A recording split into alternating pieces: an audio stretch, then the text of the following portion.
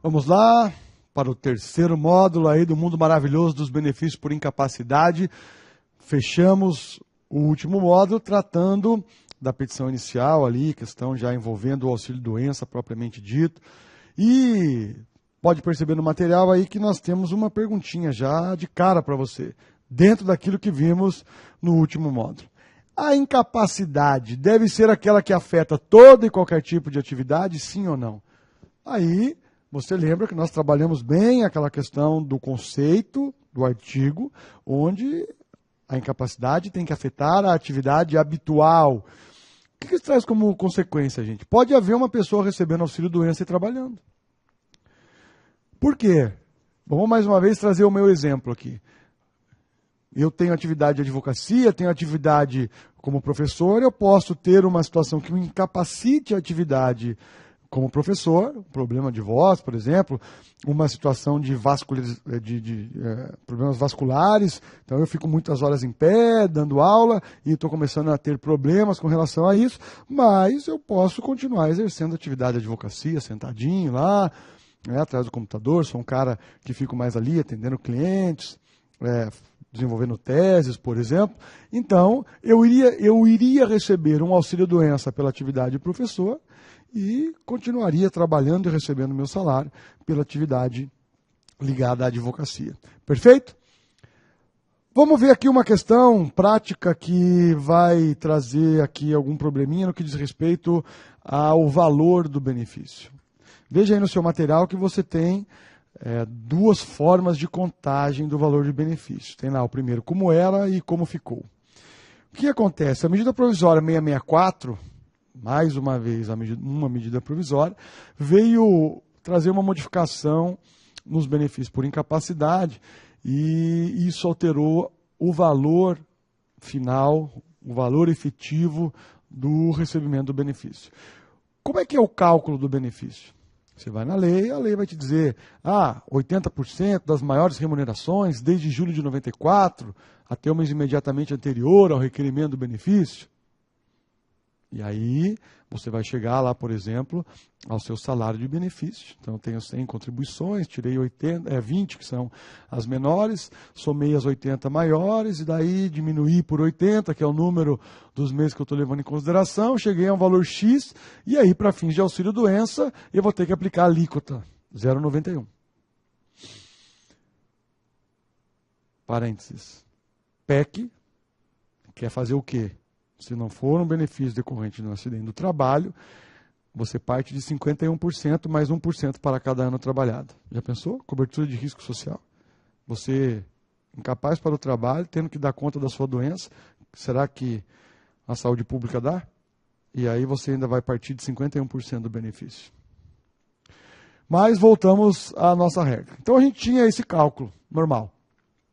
Então, se por exemplo o salário de benefício chegava a R$1.000, aí eu ia verificar lá 91% de R$1.000 e ia estabelecer qual era a renda mensal inicial. A partir da medida provisória 664, mas criou-se um subteto que eu vou ter que levar em consideração na hora de fazer o cálculo do benefício. Se você olhar aí no seu material, perceba lá, vai ter um primeiro passo onde você vai fazer a média das 80% maiores, e aí você vem para a aplicação do subteto, que é o quê? Você vai fazer a média aritmética simples das 12 últimas remunerações, dos 12 últimos salários de contribuição, ou dos existentes quando eles forem inferiores a 12. Se esse cálculo decorrente da média aritmética simples dos seus 12 últimos salários de contribuição forem inferiores à média estabelecida pelo cálculo das 80% maiores contribuições, levando em consideração julho de 94 até o mês imediatamente anterior ao requerimento do benefício. Então, no nosso exemplo, a gente tinha lá um salário de contribuição de R$ 1.000, um salário de benefício de R$ 1.000, melhor dizendo, e eu aplicaria somente a alíquota de 0,91%. E vamos imaginar que eu estou ainda num salário mínimo de R$ 880, então o cidadão receberia lá R$ 910. Vamos imaginar que com a aplicação do subteto, os 12 últimos meses, o cidadão lá foi demitido de um emprego e arrumou um outro emprego, ou está pagando, para não perder a qualidade de segurado, em cima do salário mínimo, e a média aritmética simples das 12 últimas contribuições é o salário mínimo. Ao invés de receber R$ 910, no caso do nosso exemplo, lembre, estou tratando ainda do salário mínimo antigo, tá?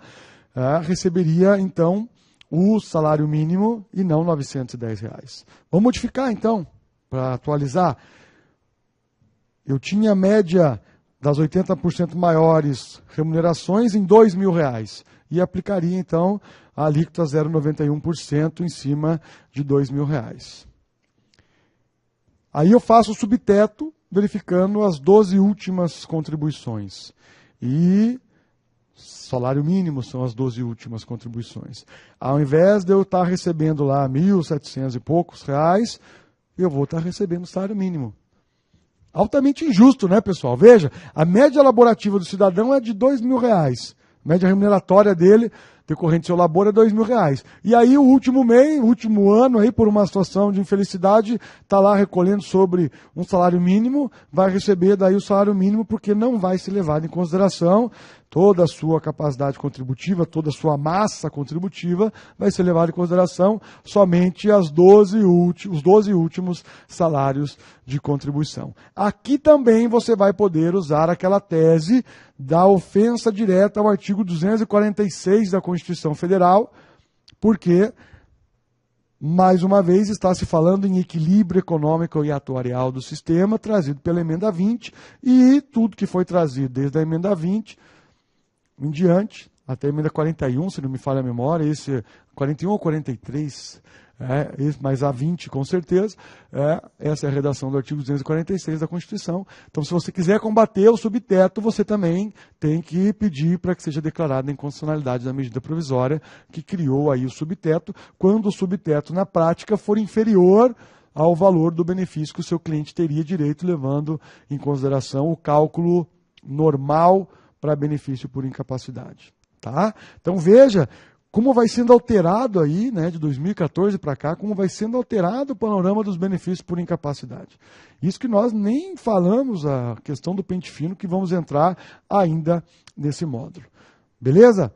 Vamos para frente então, meus queridos. E aí, você sabe que no benefício por incapacidade eu tenho a alta programada.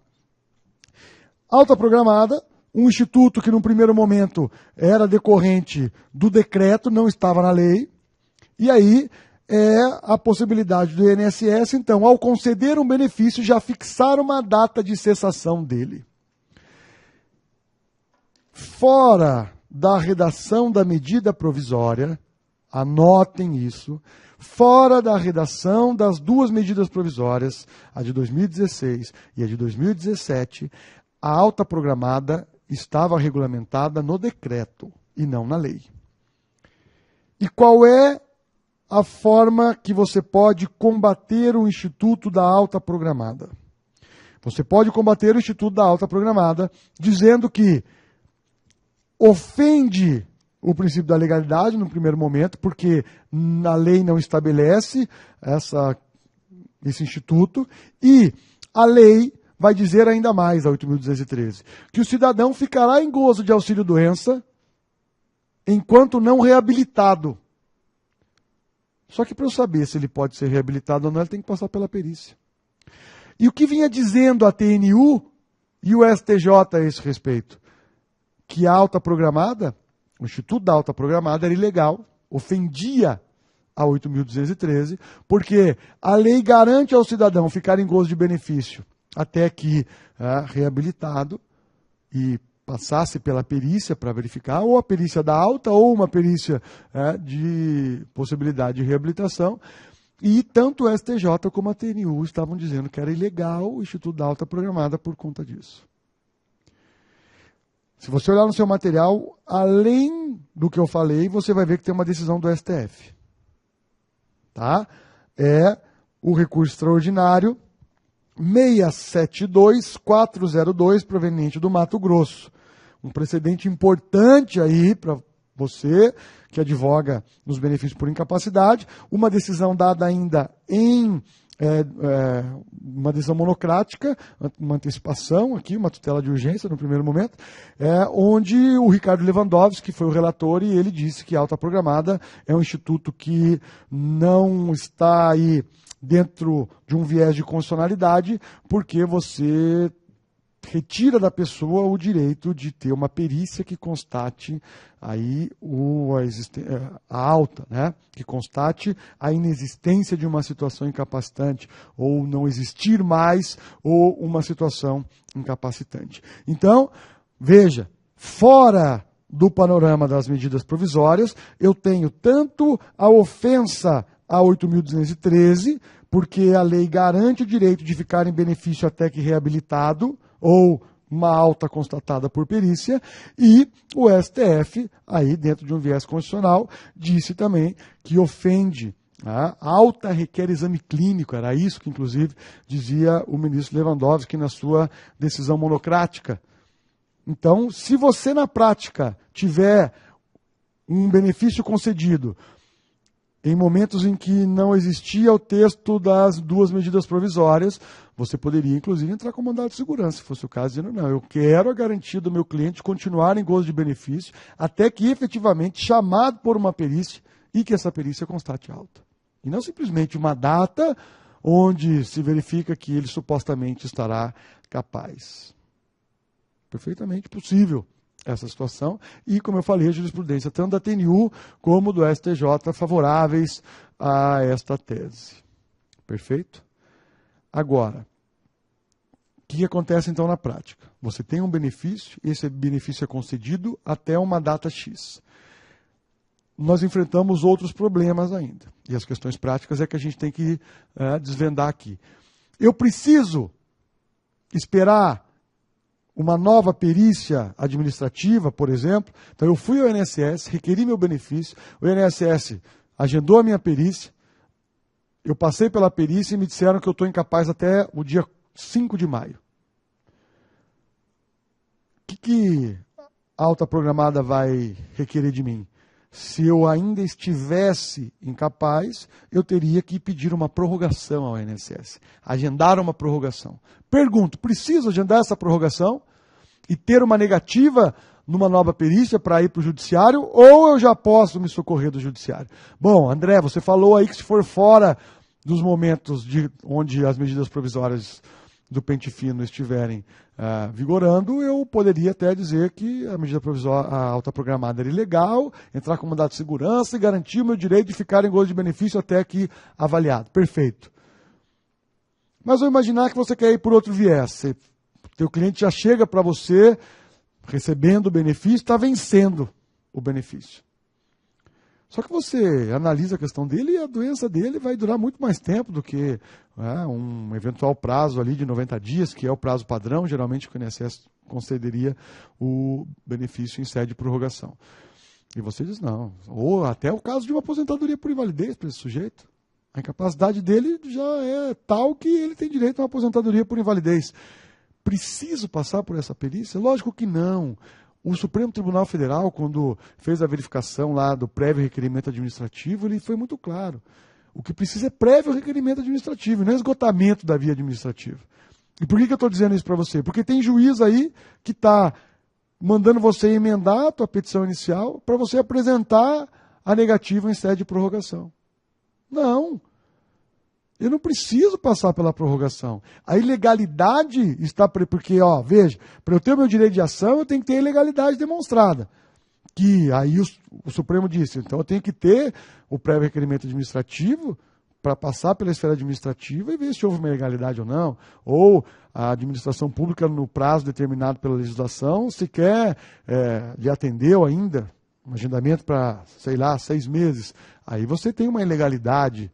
Então, tanto num caso como no outro. Agora, veja lá, aqui a ilegalidade está onde? Te deram um benefício com 90 dias, só que a minha incapacidade vai durar 1 ano. ou a minha incapacidade é incurável. A ilegalidade está aí. Aí eu já posso entrar com a minha ação judicial, independentemente de marcar a prorrogação. Beleza? Então, fechamos aí esses primeiros elementos da alta programada. Fora da medida provisória, STJ e TNU entendem que é ilegal o Instituto. O Supremo Tribunal Federal também, numa decisão ainda monocrática, mais um precedente importante, diz que a alta programada não é instituto compatível com a Constituição. E veja, já que vamos entrar no texto da medida provisória agora, é um precedente importantíssimo para a gente em redação de medida provisória do pente fino. Porque continua inconstitucional a situação que está sendo regulamentada pela medida provisória. Vamos agora para a redação da medida provisória. Olha lá. A medida provisória, na tentativa de acabar com a ilegalidade que existia, que eu falei para vocês, inclusive já referendada pelo STJ e pela TNU, ele vai dizer, e veja, por medida provisória, então, está incluindo isso dentro do texto da 8.213, então se torna lei, né, uma redação que tem a característica de lei. O que vai acontecer? Ele vai dizer que, sempre que possível, então, tanto a medida provisória 739 de 2016, como a 767 de 2017, vão dizer que, sempre que possível, o ato de concessão ou reativação de auxílio-doença judicial ou administrativo deverá fixar um prazo estimado para a duração do benefício. Então, veja, para terminar com a situação de ilegalidade que eu vinha falando para vocês, e a ilegalidade era, anotem aí, afronta ao artigo 62 da 8.213, tem ali para você no seu material ver a redação original do artigo 62, que era esse artigo que dava à TNU e ao STJ o entendimento de que a alta programada estabelecida pelo decreto feria a lei 8.213, é o artigo 62 que era ferido. Tá? Então agora vem o artigo 60 da atual redação da 8.213, por via da medida provisória, dizer que sempre que possível será determinado um prazo para a finalização do benefício. Legaliza a alta programada. E é por isso também que eu falei para vocês que o precedente do Ricardo Lewandowski é importantíssimo para a gente, porque por mais que tenha agora trazido essa situação da alta programada por uma suposta lei, né, vamos colocar aí suposta entre aspas, continuaria inconstitucional dentro daquele precedente do Supremo Tribunal Federal. Então, olha aí, André, o que você está querendo me dizer na prática? Toda e qualquer petição sua de benefício por incapacidade, se você quiser já começar a bater na inconstitucionalidade desse instituto trazido pelo pente fino, não só ofensa ao artigo 246, você vai colocar, por conta das situações que eu já expliquei anteriormente, tanto no primeiro como no segundo módulo, você também vai aqui colocar o quê? Que o próprio Supremo Tribunal Federal já tem o entendimento de que a alta programada é um instituto inconstitucional, portanto, a redação, mesmo vindo agora por medida provisória, que possa ou não se tornar lei, né, ser convertida em lei, ela continuaria ferindo o entendimento do Supremo Tribunal Federal sobre a questão da constitucionalidade ou não. Então, quando eu estou agora, por exemplo, nos dias atuais, trabalhando com os benefícios por incapacidade, dentro da regra estabelecida pela medida provisória 767, o juiz também, você está vendo aí na redação, não só a administração, quando eu falo administração e INSS, como o juiz, ao decidir pela capacidade ou incapacidade, verificando a existência de incapacidade, vai me dizer lá, sempre que possível, quanto tempo o benefício vai durar. E aí, ele vai dizer depois, não sendo possível dizer qual é o prazo determinado para essa incapacidade, o benefício durará 120 dias. Então, tanto a redação da medida provisória de 2016 como a de 2017 tem aí no seu bojo Quais características? O benefício vai ser concedido na esfera administrativa ou judicial, sempre que possível, com um prazo determinado, e quando não for possível apurar o prazo será de 120 dias. Se chegar a 120 dias, se não houver um prazo determinado pelo juiz ou pelo perito do INSS, ou se chegar ao prazo estabelecido por um desses profissionais e eu ainda me encontrar incapaz, eu vou ter que agendar uma prorrogação, no caso do benefício administrativo, ou no caso do benefício judicial, eu vou ter que bater as portas do INSS de novo. E eu não falei prorrogação porque você que já milita sabe que você encontra problemas quando eu tenho um benefício concedido na via judicial e preciso prorrogar ele na via administrativa. Por quê? O benefício não nasceu dentro do INSS, ele veio de fora. E aí quando você vai tentar entrar no seu computadorzinho lá e agendar uma prorrogação no INSS, muitas vezes você não consegue, porque o sistema não aceita. O benefício não foi gerado dentro de uma agência do INSS. Então, você, por exemplo, numa eventual petição judicial, já tem que tomar esse cuidado. Pedir que não seja o benefício concedido com uma data final, porque isso fere o entendimento constitucional dado pelo Supremo de que a pessoa tem o direito de ser examinada por um médico que constate a sua capacidade, que esse instituto trazido pela medida provisória ofende o artigo 246, você vai estar pedindo isso ao juiz. Mas ainda numa eventualidade, caso ele não entenda assim no primeiro momento, que se ele conceder o benefício para você na esfera judicial até o dia X, que ele já intime o INSS para que quando você tenha que fazer o seu pedido de prorrogação, o sistema permita que seja feito. Ou ainda, caso não consiga, que uma comunicação ao juízo gere a você, dê a você a possibilidade de ficar com o benefício ativo até que o INSS efetivamente lhe chame para realizar essa perícia. Tá? No Paraná, por exemplo, tem acontecido já de maneira corriqueira, o juiz, quando ele dá uma data final para o benefício, ele já marca o dia da perícia para o dia seguinte. E ele marca a perícia naquela agência onde há o atendimento das demandas judiciais. Então, você já sai ali, isso acontece em acordo, acontece em sentença, um acórdão, você já sabe, de repente, o dia que você vai ter que fazer a perícia. Então, você pode fazer o seu requerimento para que isso aconteça, no caso concreto também. Já marque aí, então, pela via judicial, a perícia, para que você não tenha o problema de, na data no prazo para fazer o pedido de prorrogação, você fique impedido de fazer a prorrogação e reste sem benefício. E um outro problema está acontecendo muito agora na questão do pente fino. Porque o que acontece? Você viu aí, no máximo 120 dias, se não tiver o juiz ou autoridade administrativa lá no INSS colocado um outro prazo. Pode ser que você agende, dependendo de onde você está, você agende o seu benefício junto ao INSS e a perícia esteja marcada por um prazo superior a 120 dias. E não está sendo raro o cidadão ir para a perícia e o perito dizer assim, olha, ele estava incapaz mesmo. Só que essa incapacidade durou 90 dias, por exemplo. E hoje ele não está mais incapaz. Aí você vai receber o benefício da DER. Então, vamos imaginar que tua DER foi dia 1º de janeiro. Beleza? Tua perícia ficou marcada para o dia 1º de junho. Chegou no dia 1º de junho, o perito olhou e falou, não, ele estava incapaz mesmo lá no dia 1º de janeiro, e essa incapacidade durou até 1º de abril, por exemplo, 1º de março.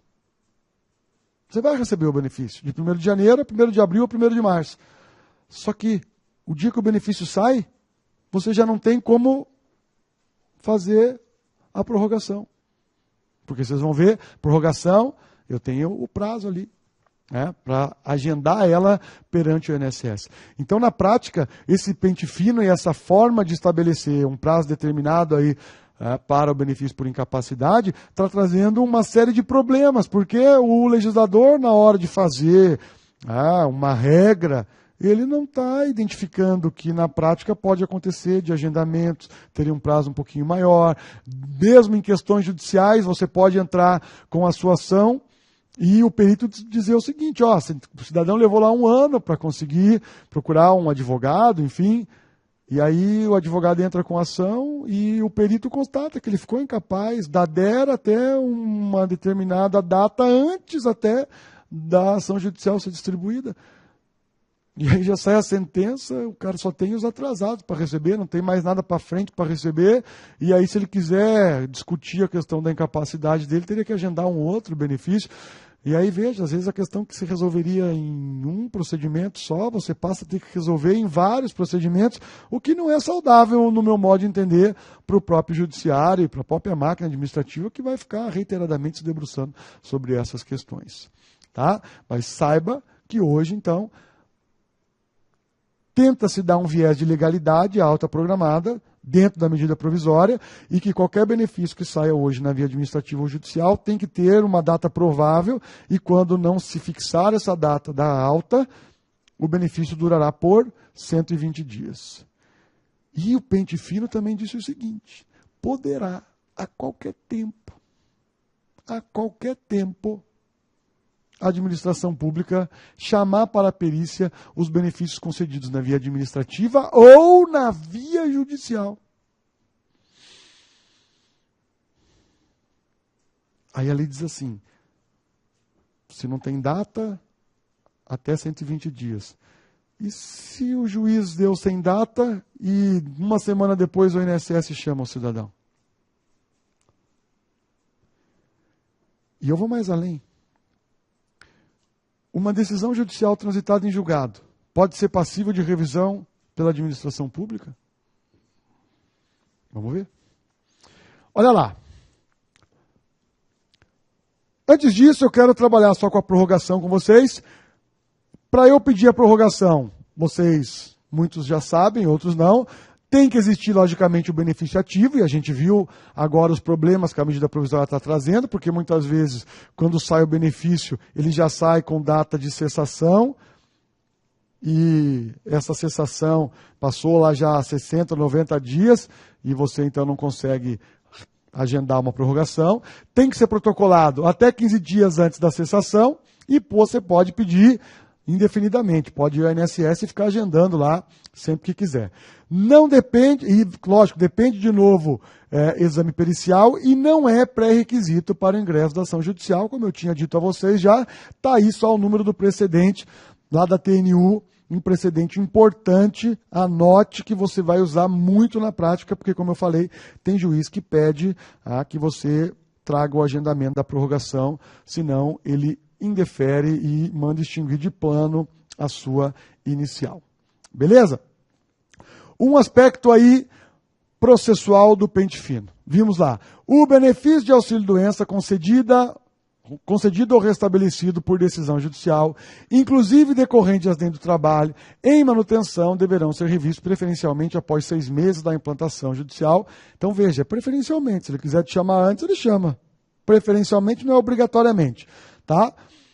Ou do trânsito em julgado, salvo fato novo, conforme os procedimentos previstos lá na portaria conjunta do INSS.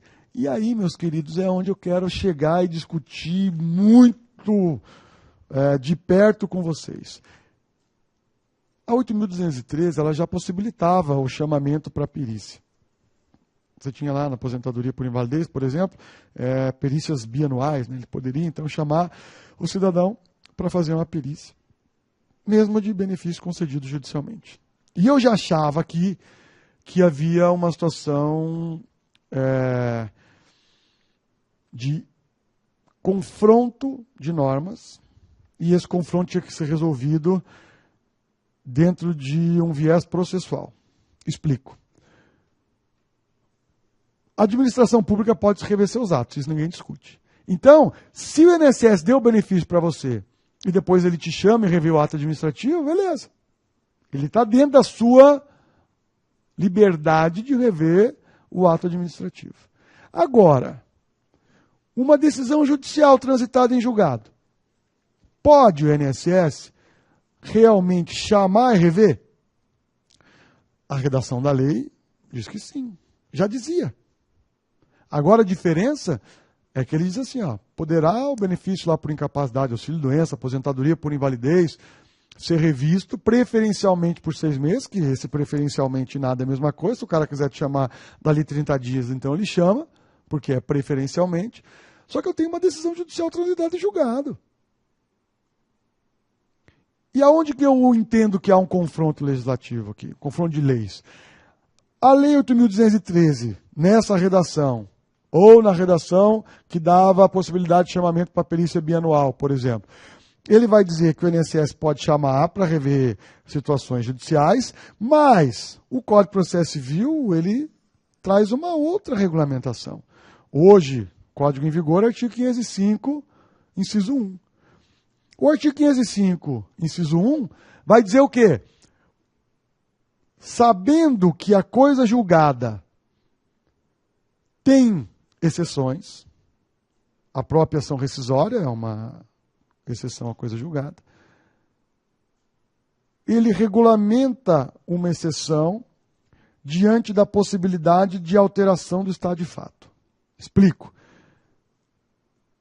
Você tem um benefício por incapacidade. Por quê? Você está incapaz. Mas você pode ficar capaz. E eu não estou defendendo que a pessoa capaz tem que receber benefício. Igual tem uns heróis aí, né? O cara vai lá, está recebendo benefício por incapacidade, daí posta foto na rede social lá jogando futevôlei. De repente a incapacidade dele seja outra, né? O cabo é meio lelé da cuca. Ah? Ou outras situações aí, o cara, motorista, não podia dirigir, e daí posta viajando, dirigindo o tempo inteiro e tal. Então, você sabe que isso acontece. Tá? Estamos falando aí de situações corriqueiras. Não estou defendendo que essas pessoas que de repente estejam capazes têm que receber benefício por incapacidade. Não é isso.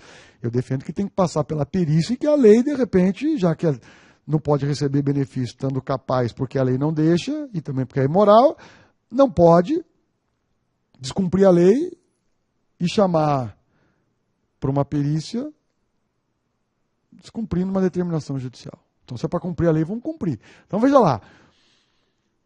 O artigo 505 diz assim no inciso 1. Havendo alteração do estado de fato, capaz, incapaz, incapaz, capaz. Alteração do estado de fato. Poderá o juiz. É isso que está escrito no artigo 501. Se eu tiver um trânsito em julgado, então o juiz foi lá e caneteou. O cidadão está incapaz, vai receber auxílio-doença. Transitou em julgado. Se ele ficar capaz, alterou o estado de fato, e essa situação foi regulamentada ou está amparada por uma decisão judicial transitada em julgado, a meu ver, você tem que usar o artigo 505. Por quê? Você está vendo aí no material. Eu tenho a Lei 8.213 dizendo que pode chamar a qualquer tempo, e eu tenho o artigo 505, inciso 1 do Código de Processo Civil, dizendo que, havendo um trânsito em julgado com modificação de estado de fato, só quem poderá rever é o juiz. Eu tenho uma norma processual e eu tenho uma norma previdenciária, colidindo. Uma dizendo que o INSS pode chamar a qualquer tempo, a outra dizendo que decisão judicial transitada em julgado só é revista por outro juiz. Eu estou falando de coisa julgada e seus reflexos. E coisa julgada e seus reflexos, a lei especial para mim, que regulamenta a coisa julgada, a sua exceção, é o Código de Processo Civil. Essa é a lei especial. Você está falando de uma lei processual civil.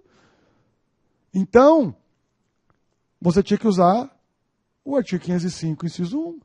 E o artigo 505, inciso 1 é uma regra de exceção, porque a regra é coisa julgada. A exceção é o quê? Afastar a coisa julgada. Exceção tem que ser expressa e interpretada na sua literalidade. É isso que diz a hermenêutica.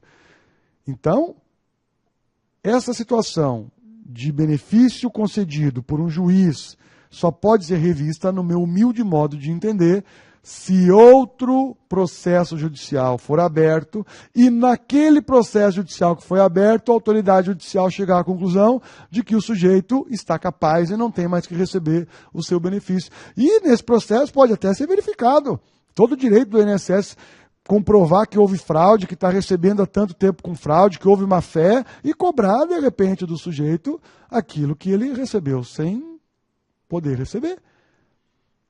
Mas aí você está trabalhando dentro da lei. Beleza? Então, o que você tem que ver agora aí, no caso concreto? Chegou a cartinha para o seu cliente na sua casa. O cliente chegou até o escritório e disse, doutor, fui chamado para perícia, tem que marcar a perícia do pente fino. Se foi decorrente de uma decisão judicial o benefício dele, e o benefício não tem uma data final, ou a data final ainda não chegou, porque você está vendo situações onde você tem uma sentença que deu benefício para o cara até dezembro de 2017, e estão chamando o cara agora para perícia. Peraí, mas o juiz disse que com base na perícia realizada lá eu podia ficar até 2017, dezembro? Que história é essa? Se acontecer na prática isso, minha indicação, mandado de segurança. Sob que argumento, André?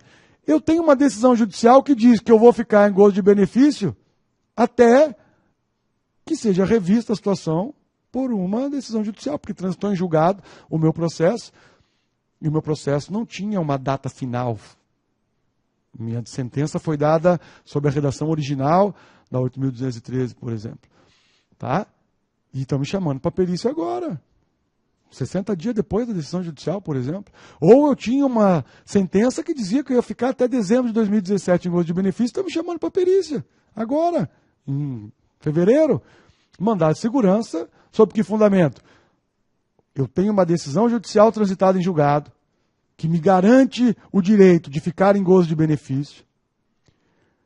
A lei processual, que é a lei especial no caso concreto, diz que eu só poderei ter revista a minha situação por decisão de uma autoridade judicial, com base no artigo 505, inciso 1, e eu quero a segurança de, até que sobrevenha uma sentença transitada em julgado que diga que eu estou capaz, ficar em benefício. Pode, André? O que vem dizendo a jurisprudência com relação a isso? E já dizia, gente, sobre a redação original da Lei 8.213, quanto mais agora, com essa loucura que virou o pente fino. Veja lá, STJ, decisão de setembro de 2014, agravo regimental, auxílio-doença, concessão através de decisão judicial, cancelamento. É pacífico, essa palavrinha aqui, meus queridos, é mágica. Ainda mais hoje, dentro de um Código de Processo Civil que é apegado aos precedentes. É pacífico o entendimento desta Corte, no sentido de somente ser possível a revisão da aposentadoria por invalidez concedida judicialmente através de outra ação judicial. Ah, André, mas ele está referindo aqui a aposentadoria por invalidez. Aqui ele se refere à aposentadoria por invalidez, mas o caso concreto, você vê aqui em cima, na ementa, era um auxílio-doença. É que ele pegou ali a jurisprudência de uma situação de aposentadoria por invalidez, mas isso vale para o benefício por incapacidade. Então, não é só qualquer entendimento, é um entendimento pacífico no STJ.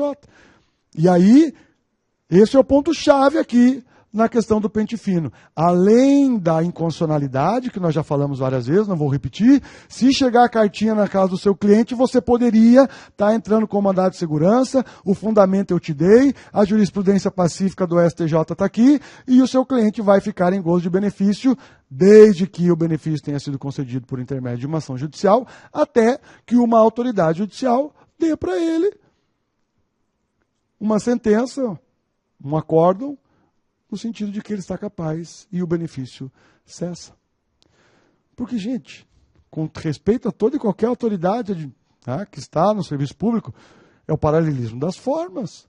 Se a moda pega, então, o juiz dá hoje, amanhã a decisão do juiz não vale mais. Quando a gente fala em coisa julgada, nós estamos falando do princípio da segurança jurídica.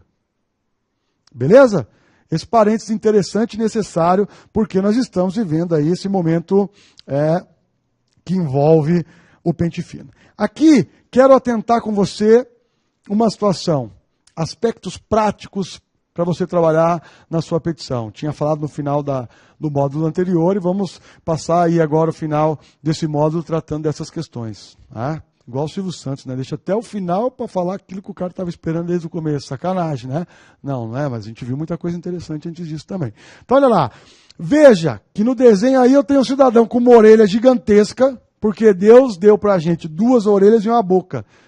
Deixe o seu cliente falar, falei para você já, escute, investigue, olha lá, ó, é uma orelha grandona com o Sherlockinho lá, investiga a situação clínica do seu cliente, investiga as condições de vida dele, investiga o meio ambiente de trabalho dele e transcreve isso para dentro da petição inicial. Até para você o quê? Não trabalhar de graça, gente, porque de repente o cara está indo no teu escritório lá e ele não está tão incapaz assim, só que tem muito advogado hoje trabalhando no volume. E aí, de cada 10 iniciais, vai ter sucesso em 2, 3 ações. Você está trabalhando demais para ganhar pouco dinheiro. Eu prefiro investigar mais, ter menos ação e ter um sucesso maior nas minhas sentenças. Certo ou errado? Vai se matar trabalhar para ganhar pouco? Então, você tem que estar de olho ali, observar todas as questões que possam ser fundamentais. Como, por exemplo, a existência de uma concausa. Um benefício pode nem sair ou sair como um benefício comum, quando na verdade ele tinha que ser acidentário, e você sabe que o acidentário não tem carência, por isso que eu falei que de repente poderia nem sair o teu benefício, porque o teu cliente não tem a carência necessária, e quando você fosse investigar mais de perto, ia descobrir que o benefício era acidentário. Então, o artigo 21 lá da Lei 8.213 é que trabalha com a questão da concausa. Tá? O que acontece? A concausa é toda situação paralela que potencializa uma determinada situação já existente.